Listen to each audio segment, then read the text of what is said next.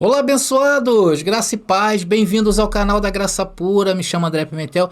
Estamos juntos mais uma vez, né, querido? Glória a Deus pela sua vida aí. E como você tem passado reinando em vida, tem que reinar em vida, né, abençoados? Com esse conhecimento só nos resta isso.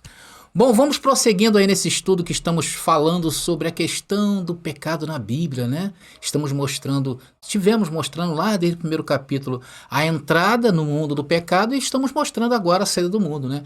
E não estamos mostrando isso pelo viés do cristianismo tradicional, nem muito menos pelos seminários aí que a gente vê espalhados pelo Brasil e mundo, né? Esses seminários teológicos aí que mais mata do que dá vida às pessoas. Aqui é a Bíblia pela Bíblia. E chegamos a um ponto muito importante da perspectiva de Paulo quando escreveu aos Romanos. Ele disse assim em Romanos capítulo 8, versículo 1. Vamos lá, acompanha comigo. E diz o texto: portanto, agora nenhuma condenação há para os que estão em Cristo Jesus, que não andam segundo a carne, mas segundo o Espírito. Então, amados, esse portanto é uma conclusão isso aqui, né? Paulo está chegando a uma conclusão, está dizendo, por conseguinte, por agora, resumindo tudo o que eu falei até aqui, o capítulo 8, nenhuma condenação há para os que estão em Cristo Jesus. E sabe por que não há mais condenação aos que estão em Cristo Jesus? O versículo 2 vai nos dizer, e a gente vai entender muito bem o que significa isso. Está aí. Por quê? Porque a lei do Espírito de vida em Cristo Jesus me livrou de quê? Da lei do pecado e da morte. Veja, não há condenação, porque a lei do Espírito de vida me livrou da lei do pecado e da morte. Será que vocês estão conseguindo entender o que Paulo está dizendo? Paulo está dizendo, a lei do Espírito de vida me ressuscitou, porque antes eu estava morto. Onde? Na lei do pecado. E que lei é essa que condenava e a consequência era a morte? O afastamento da comunhão com Deus, a morte espiritual. Que lei é essa? Que lei é essa que teve que ser arrancada do meio de nós? A lei de Moisés.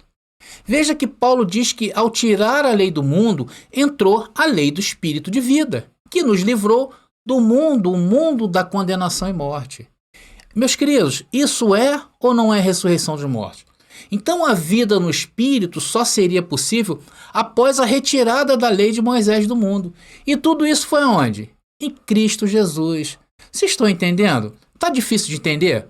Então vamos entender agora melhor ainda no versículo 3 de Romanos capítulo 8, que diz ali, olha, porquanto o que era impossível a lei, queridos?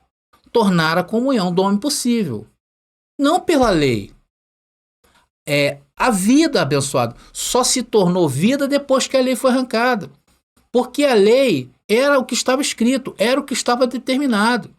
E o que está escrito é frio. Está lá escrito, é numa tábua, é numa madeira, numa pedra. E aí continua o raciocínio de Paulo. Visto como estava enferma pela carne, aqui encontramos o problema. Não é a lei que é o problema. Porque a lei é algo escrito, é algo que tem que ser cumprido, é algo frio. O problema é a carne que estava enferma. Pegar o corte aí, abençoado. Estava não, continua enferma. E é aqui que se encontra o quê? A consciência do pecado, que nós da graça insistimos que você precisa tirar isso da mente. E o sistema religioso só imputa isso. Vocês já viram que a missa, né, há elementos na missa que remetem a essa consciência de pecado?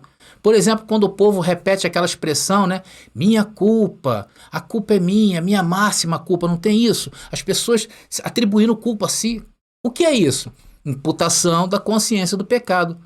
O que é um batismo na água, por exemplo? Lembrança da consciência do pecado.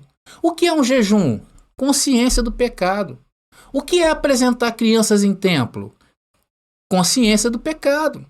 O que é uma cruz com um homem seminu, sangrando, olhando para você com cara de coitado? Consciência de culpa. Porque eles dizem que foi você que fez aquilo ali. É isso que eles fazem, imputar pecado na mente das pessoas para gerar o quê? Arrependimento. Só que isso não gera arrependimento. Veja a história dessa igreja que está na Terra há 2000 anos aí. cometendo as maiores injúrias, cometendo as maiores torpezas neste mundo. Porque se gerasse arrependimento, esse mundo estaria aí tudo às mil maravilhas. Sim ou não? Vocês estão entendendo, queridos? Eles dizem que a culpa gera o arrependimento, mas a ideia entre os gentios nunca foi gerar arrependimento. Quem teria que se arrepender foi a quem foi dado a lei de Moisés, foi a Israel, eram os judeus. E nenhum deles se arrependeram, nenhum deles cumpriram, muito pelo contrário, rejeitaram o Messias. Aos gentios caberia o quê, na época de Paulo? A reconciliação. Naqueles dias de Paulo. E a reconciliação durou até o ano 70. Depois da derrubada do templo, era crer e falar. E todos nós que estamos em graça hoje, cremos nessa palavra e falamos. Nós não falamos delas? Sim ou não? Quantos aí que estão escutando, estão vendo essa mensagem, já teve o privilégio de confessar essa palavra a alguém? Quando você fala dessa palavra para alguém, você está confessando o que você crê. Eu já, sempre que tenho oportunidade, estou falando. Então, abençoados, tudo foi mudado pelo erro de achar que ainda existe como transgredir a lei de Moisés. Esse foi o erro, trazer o pecado judaico, o pecado de Israel, a lei de Moisés para os dias de hoje. Trazer essa consciência para os dias de hoje. Vamos ler o versículo todo, o versículo 3 de Romanos 8. Porquanto o que era impossível à lei, visto como estava enferma pela carne, aí o que teria que ser feito? Aqui está a revelação. Deus, enviando o seu Filho em semelhança de carne do pecado, o que ele fez? Pelo pecado, condenou o pecado na carne. O que significa isso, queridos? Isso é como se fosse uma operação de divisão. Aqui Deus fala, o que é carne, e o que é espírito. Deus estava dividindo as coisas. E onde ficou o pecado? No espírito ou na carne? Na carne. E o que? Condenado. E carne e sangue não entram no reino de Deus. É por isso que errar e acertar não está vinculado ao reino de Deus, às coisas espirituais. Errar e acertar é uma coisa da carne para a carne. É uma coisa humana. Nós fomos postos aqui para acertar. Papai e mamãe sempre nos ensinou o quê? A acertar. Então, viemos ao mundo e somos o quê? Doutrinados a acertar. Agora, queridos, o erro é uma coisa patente ao ser humano. O erro é patente, o erro é coisa do ser humano. Aonde tem dois seres humanos, pode haver brigas, não é verdade? Sim ou não? Mas também pode haver amor, certo?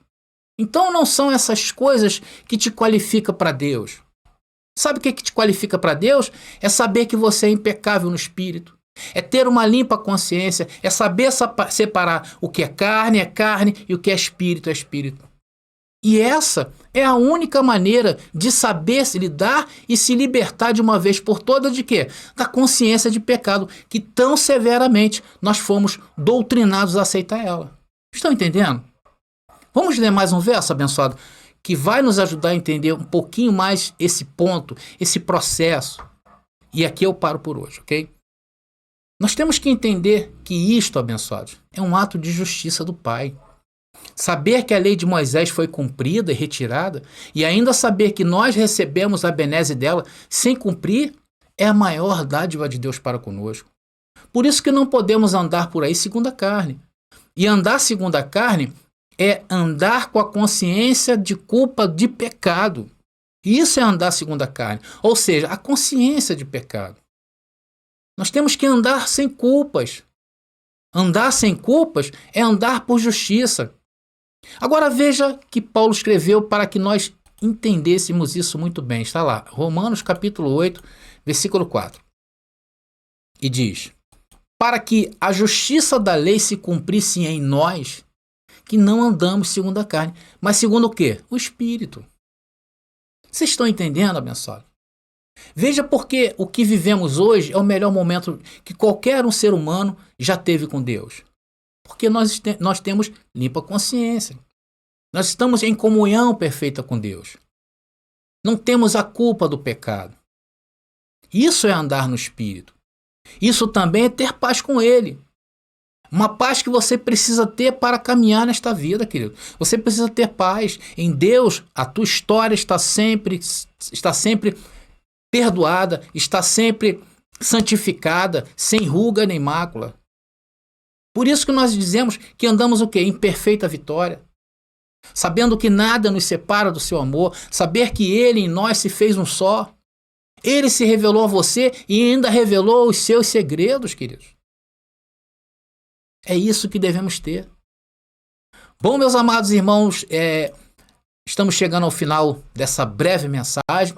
Espero que você tenha entendido. Se você não entendeu, reveja, porque é uma mensagem muito importante para você, tá bom? E eu recebo que você vai entender. Nós vamos continuar falando ainda sobre a consciência do pecado e afirmar para que você retire essa consciência de uma vez por toda na sua vida e substitua pela consciência do Espírito de vida. Ok, abençoados? Bom, então não percam a próxima mensagem. Eu vou ficando por aqui. Graça e paz aí e até a próxima mensagem.